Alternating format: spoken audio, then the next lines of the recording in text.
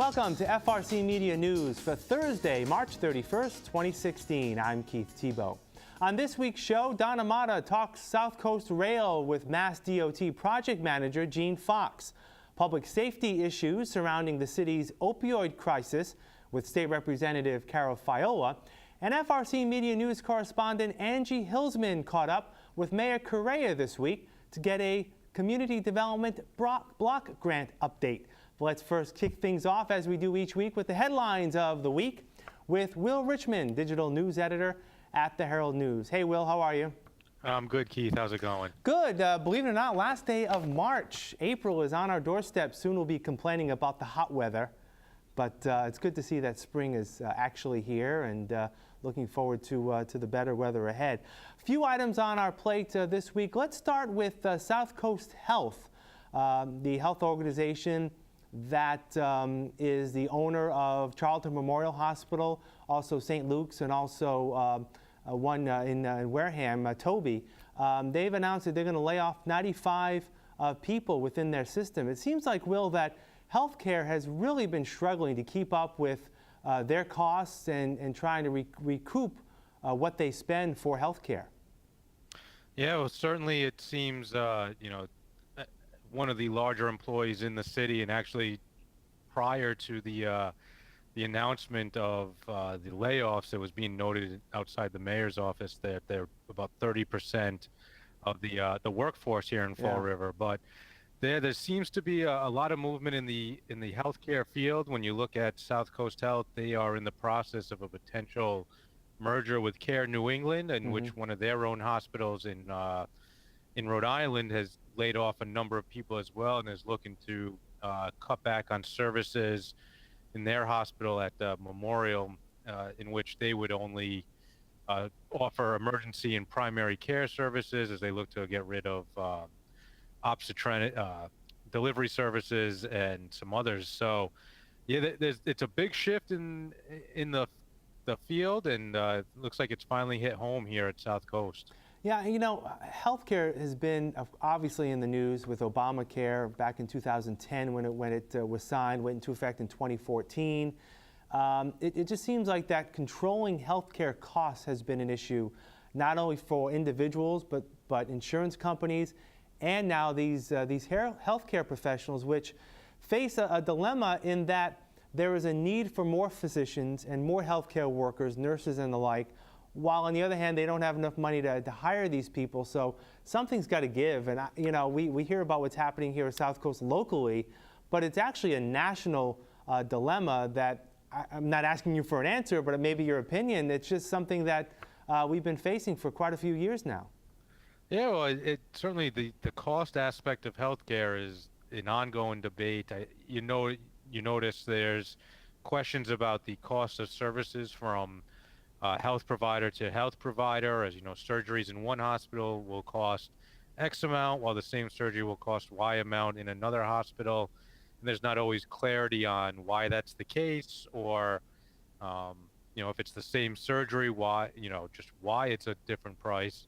So the whole cost effect within healthcare is certainly a plexan dilemma that I like you said, there's certainly no answers I have for it. That's well above my pay grade, so to say. Well, definitely we'll be following the healthcare issue here locally as the weeks and months go on. I want to shift gears now to traffic. We're not doing a traffic report here on the show, but I guess we kind of are, as this weekend there'll be some lane closures on the Braga Bridge for the continuing work of the spaghetti ramps are removed, but the rebuilding of the on-ramps to Interstate 195 in Fall River. So there'll be some lane closures beginning Friday night and continuing Saturday night and also Sunday night. So commuters should be aware of that, but it's part of the ongoing process. Yeah, they'll be putting up the connection of the new ramp onto 195 westbound. If you drive through that area now, you can kind of see the two end pieces are in place, and they're going to be doing the parts now that will go over 195. But if you think back to last summer when they closed down sections of the Braga Bridge to one lane, it caused some pretty big traffic backups. I recall to the westbound side, I think, middays on Saturday, Hmm. it was backed up to the Westport line. So motorists should definitely be aware. They're going to want to try to avoid that area. I'm thinking, hopefully, it seems like Mass DOT is highlighting some low traffic times Mm-hmm. to do this. 8 a.m. I'm sorry, 8 p.m. on Friday and Saturday night, and then it continues until 11 a.m. the next morning, and then Sunday will be 8 p.m. and hopefully wrapped up by 6 a.m. on Monday morning to avoid the commuters. But yeah, based on last summer, one lane closures on that bridge can be pretty damaging in terms of commute times. Yeah, but as you said, they're doing in times where it won't be peak traffic, beginning at 8 p.m. Again, Friday night, Saturday night, and Sunday night, beginning at 8 p.m. Those both sides of the Braga Bridge will be restricted to one lane going in both directions. So keep that in mind if you're traveling out and about this weekend, and we'll have follow-ups on it if we need to next week. The other issue of the week that came up was in the Herald News, and we also did a little bit of it here on FRC Media News, was the unveiling of a new promotional video for the city of Fall River. Our good friends FRG TV and Fred TV up at Durfee High School produced the 6-minute piece, and it's another effort by the city, Will, to try to bring attention to Fall River to attract jobs and businesses to the city. Yeah, it's certainly not an unusual piece of material for a city to try to present, and the city has created these in the past. Mm. It 6 minutes. It tries to highlight the best that Fall River has to offer. Um, and the plan will be that they're going to disperse this through social media. I know the chamber's CEO Rob Mellion has said he'll be using this to pitch Fall River to prospective businesses that may be interested in coming here. So, it certainly highlights the best it has to offer. Those who have joked on social media about some of the things that are missing, more of the nitty-gritty aspects of Fall River, Right. certainly should understand those kinds of things won't be missed by those that might be looking to come here. These businesses are going to do all their work on Fall River, That's not right. just base any decisions on that 6-minute video. That's right. It is what it is. It's definitely cliche, but that's what these videos are. They kind of shed light on the best of what the city has to offer. And then, these companies are savvy enough to know that what's in the video, as you just said, is not all about Fall River. It's not all what Fall River is. And they'll do their own research, talk with local people here before they decide to move to Fall River. But definitely another tool in the toolbox of the city of Fall River as it tries to recruit businesses moving forward. So hopefully it will work for the people of Fall River. One final note I want to bring up before we talk about what's happening this week is you haven't really promoted this in the newspaper, Will, but there's been some talk on social media about a newspaper carrier for the Herald News, in effect looking to extort money from his or her customers, looking for tips. There was a piece in Facebook over the past couple days that had a letter that said, "I'm your newspaper carrier. If you do not provide me a $5 tip, you'll no longer get your newspaper." The report also talked about how the Herald News is looking into this issue. Can you shed any light on this? Yeah, certainly I won't get into the intent of the delivery Sure. driver, but yeah, there was one driver who, they are independent contractors. They are not employees of the Herald News, just to make that certainly clear, but who was seeking to inform her customers that she was requiring a minimum weekly tip. Our approach to this, and we found out about it early yesterday morning, Wednesday morning, was, we've had our circulation people here in the building trying to reach out to any customer that is serviced by that delivery driver, let them know the situation behind this, that, this is not the position of the Herald News, that tipping is up to their discretion. And, that's sort of the situation at this Right. point on our end. All of our subscribers are important to us. If there's any problems they're having, whether it's something, as bad as this, or issues with their delivery, we certainly want to know about it and do the best we can to make sure they're getting the Herald News. Now, has that driver been removed from his duties? I can't speak to that. That's not something within my department. My focus here is on the news, so the delivery stuff I leave to the circulation department. All right, fair enough. All right, Will, what's coming up in the paper this weekend? This weekend, we're going to be taking a look at how Sandy Woods down in Tiverton has been trying to reshape themselves and become more of a draw to people throughout the area. They underwent some management changes last year, so this is their attempts to kind of get back on the map, as an entertainment venue, and also as a site for people to come and host weddings or events and that kind of thing. So that will be part of our Sunday package look. And as next week, as we start into the new month, I think we'll start to see some changes coming on, or some decisions being made on the trash issue here in Fall River.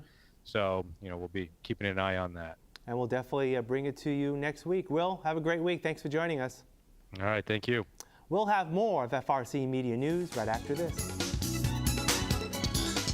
Here are some positions on the newest hot job list for the week of March 28th through April 3rd.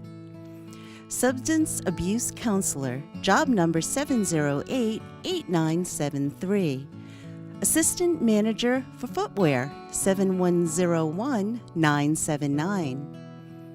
Dietary Aid Cook, 706-8316.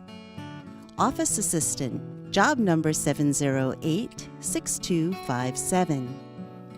Behavior Consultant, job number 708-3935. Pediatric Home Care Nurse, job number 709-6954. For more information, visit frcmedianews.org or call the Fall River Career Center at 508-730-5000. Welcome back. Many Fall River residents think rail service to and from Boston will not become a reality in the city because of funding issues. Massachusetts Department of Transportation Project Manager Jean Fox disagrees. She's certain rail will come our way, adding that funding is not the only issue holding up train service, as we hear in this report with Donna Mata. The permitting of this project is a Herculean task.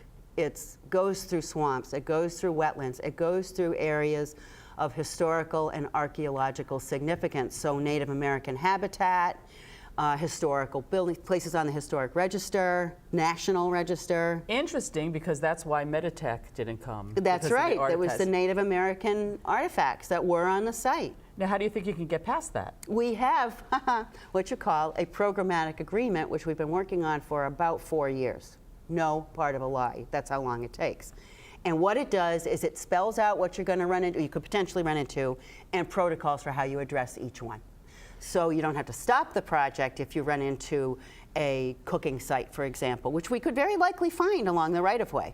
If you find a cooking site, you have to stop all work there, call in an archaeologist, document everything, work with whatever tribe it belongs to, and figure out where it's going to go and how it's going to be preserved. So this document is about this big. It's been signed off on by Mass Historic Commission, so they concur.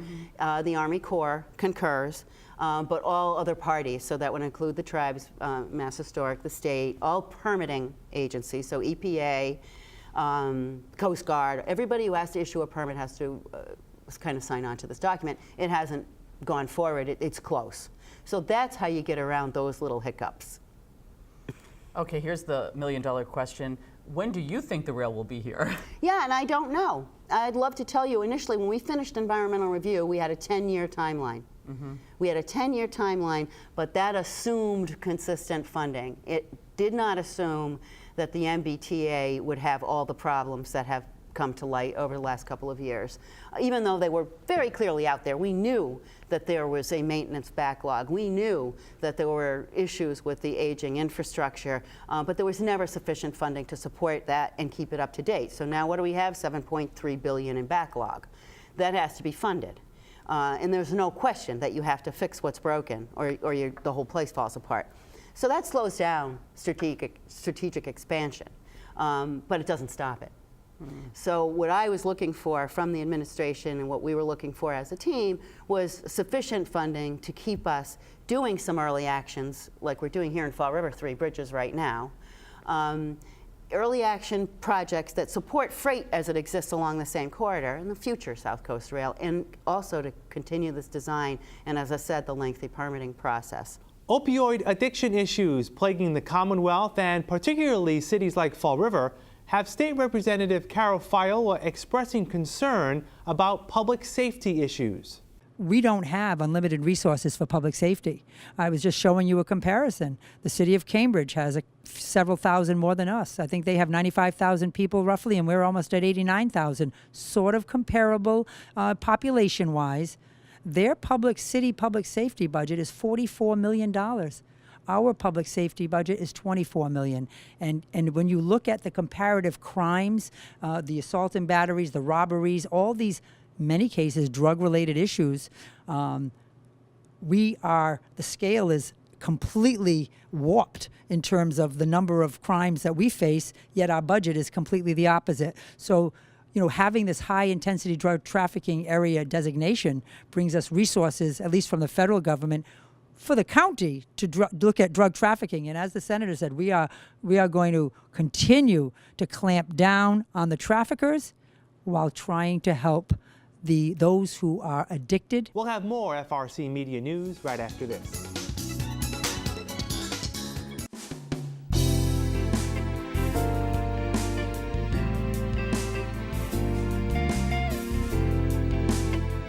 This is Tiana. She's a 5-year-old Jack Russell mix. She was originally adopted from us and then got returned because the woman couldn't afford to take care of her.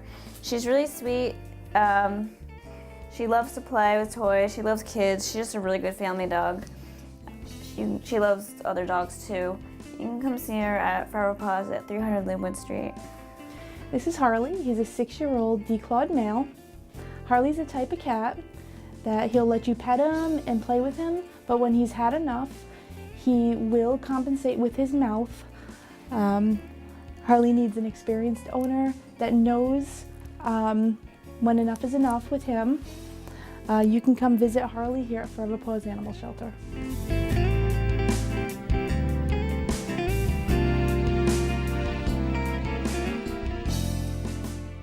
We're back. We welcome FRC Media News correspondent Angie Hilsman, who attended a recent news conference with Mayor Correa to discuss community development. Fall River Mayor Jaziel Correa visited the Niagara Senior Center to announce the kickoff of National Community Development Week. Executive Director of the city's Community Development Agency, Michael Dion, gave FRC Media News details of the event. We have about 115 seniors here today, having a lovely meal, getting some gifts, just celebrating our Community Development Agency and being open for 42 years. Community development does a lot of great things in the city, and it's just great to be recognized and also to celebrate today and to give back to the community a little bit. Dion credited Correa with funding all 4 Fall River senior drop-in centers with the CDBG grant for the fiscal year beginning July 1st. So senior centers are so important. As you can see, we've got a lot of people in the room that are enjoying a meal and getting some of the services that we provide here at senior centers, and we're really excited and happy that we can continue to fund them in our community. So we've got all the different senior centers from the South Main, the Flint, to the Niagara neighborhood, Maplewood, so we've got a lot of different senior centers that the money will go to throughout the community. The $2.6 million grant provided by the U.S. Department of Housing and Urban Development will go toward other local projects as well.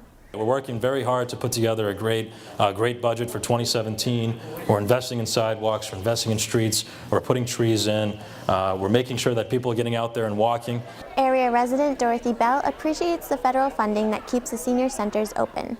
I'm at a senior center every day of the week, during the week, and I think that the Fall River seniors are very lucky to have what they have, what people are giving them. For FRC Media News, I'm Angie Hilsman. On the lighter side of the news, the Fall River Marine Museum opens up April 1st after 3 months of being closed for exhibit preparations. Here's more from Donna Mata. We are opening up to our new main gallery exhibit, which has been reimagined over the winter. It is entitled Sails, Paddles, and Screws, The History of Maritime Travel and Culture. And what we've done is, divided the museum out by different forms of maritime propulsion, and we're telling some great local and regional stories. So it's going to be really excited. We've added some really cool things like audio stations that visitors can come in and really kind of enhance their knowledge. I think it would be fun about now to actually check it out.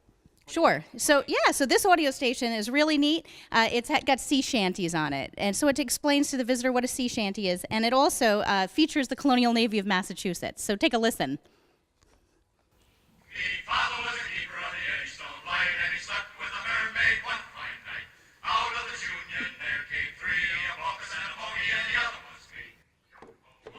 That is really amazing.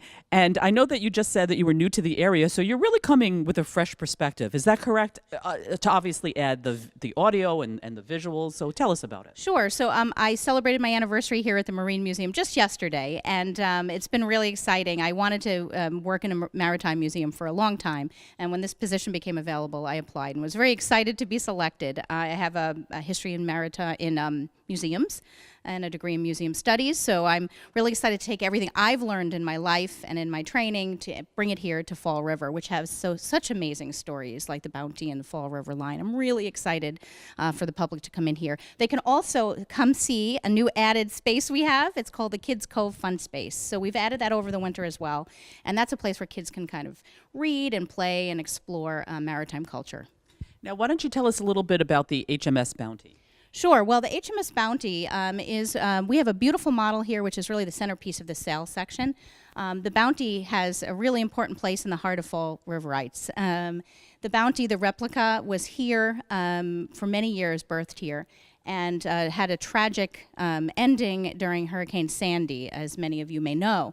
But it was originally a ship where probably the most famous mutiny happened upon it out in the Pacific. And I would say come into the museum and you can learn more, the full story of the HMS Bounty and learn about its connection to Fall River. Now I'm going to ask you the hardest question of all. You ready? I'm scared. Don't be. What is your favorite exhibit? My favorite exhibit in the entire museum, I think I love the Bounty. I love sailing ships. Although being here a year now, I have really grown an appreciation for the steamboats of the Fall River line. They tell a fantastic story of the 19th century, of tourism, of a growing middle class, and just especially we have a really beautiful new decorative art section, which I find just fascinating. So don't make me pick a favorite. I know it is hard. If you haven't been here in the Marine Museum, it's really beautiful. It's updated. It takes a lot of work to do this. You were closed for 3 months, correct? Yes, 3 months. And we had volunteers. We had some service workers come and help us. So a lot of people locally, board members, contribute time. We all know how to paint and use drills, and it's been a really fun project. Very good. Thank you, Maria. Thank you. And I'm Donna Mata for FRC Media News. And finally, college-bound students, including those right here at BCC, can still apply for scholarships. Associate Director of Financial Aid, Brittany Pacheco-Ivanson, has the details. Let's start off with what scholarships are available in terms of monetary value. What's the lowest? What's the highest? So that can vary significantly. We've seen scholarships in our office of, say, $100 that a student may get coming out of high school. Some scholarships are over $1,000 that they may get from an organization they're involved with, the foundation here at BCC, maybe an employer or a parent's employer. So you can see a wide range of scholarships depending on what is out there. Now, we know where the FAFSA form is. It's online. How can students find out what scholarships are available? Do they go through your office? Do they go online? What can they do? Scholarships are often something that requires a lot of independent work. Through the foundation, the application is right on the BCC website, but there are a lot of outside scholarships that would have unique deadlines and unique applications. When looking into scholarships, it's always good to keep track of the individual deadlines and what the requirements are. Many scholarships go directly to our student accounts office here at BCC and are applied directly to the bill. There are some For instance, the John and Abigail Adams Scholarship, which will come to financial aid. And that's great for a lot of high school seniors coming in as freshmen. That's something that they can use to waive the tuition from their bill. And that scholarship is only for freshmen, correct? That can be used for 2 years at a community college as a full-time student. But say even if a student starts taking a first semester as a half-time student, 2 classes, just to get an idea of what's going to work best for them, they can still use the John and Abigail Adams Scholarship in their next semester as a full-time student, as long as they maintain a 3.0 GPA. That's it for this edition of FRC Media News. You can catch this program, FRC Media News, every Thursday and Friday at 6 p.m. But our online news site is available 24/7, 7 days a week at frcmedianews.org. For all of us here at FRC Media News, I'm Keith Tebow. Have a great week. We'll see you next Thursday.